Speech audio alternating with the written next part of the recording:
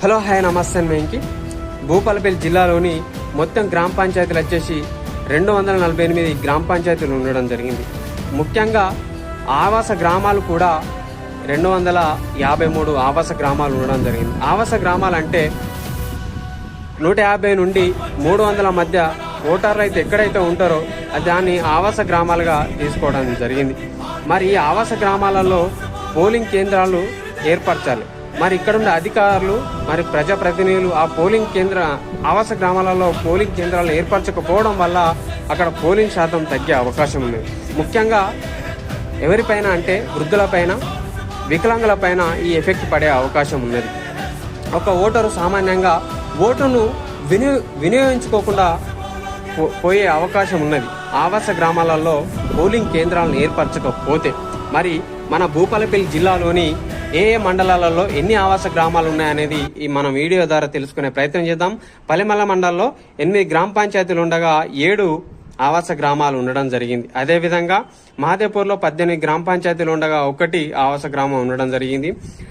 అదేవిధంగా మహాముత్తారంలో 24 గ్రామ పంచాయతీలు ఉండగా 30 ఆవాస గ్రామాలు ఉండడం జరిగింది. కాటారంలో 24 గ్రామ పంచాయతీలు ఉండగా 33 ఆవాస గ్రామాలు ఉండడం జరిగింది.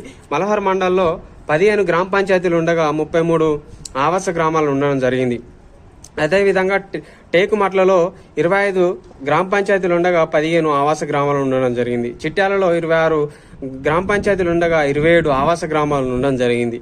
టేకుమట్ల మండలంలో 26 గ్రామ పంచాయతీలు ఉండగా 17 ఆవాస గ్రామాలు ఉండడం జరిగింది. అదేవిధంగా రేగొండ మండలంలో 23 గ్రామ పంచాయతీలు ఉండగా 19 ఆవాస గ్రామాలు ఉండడం జరిగింది. గోరుకొత్తపల్లిలో 16 గ్రామ పంచాయతీలు ఉండగా 12 ఆవాస గ్రామాలు ఉండడం జరిగింది. అదేవిధంగా గణపూర్ మండలంలో 17 గ్రామ పంచాయతీలు ఉండగా 33 ఆవాస గ్రామాలు ఉండడం జరిగింది. ఇన్ని ఆవాస గ్రామాలు ఉన్నా కూడా మండలాలలో ఎన్ని ఆవాస గ్రామాలు ఉన్నా కూడా అక్కడ పోలింగ్ కేంద్రాన్ని ఏర్పరచకపోవడం చాలా బాధాకరం. ఒక సామాన్యుడు ఓటును వినియోగించుకోకుండా పోవడానికి చాలా దారితీస్తానని ఈ వీడియో ద్వారా తెలియజేసుకుంటూ మీ వెంకి. Thank you. నా ఛానల్ లైక్ చేయండి, షేర్ చేయండి, సబ్స్క్రైబ్ చేయండి. Thank you.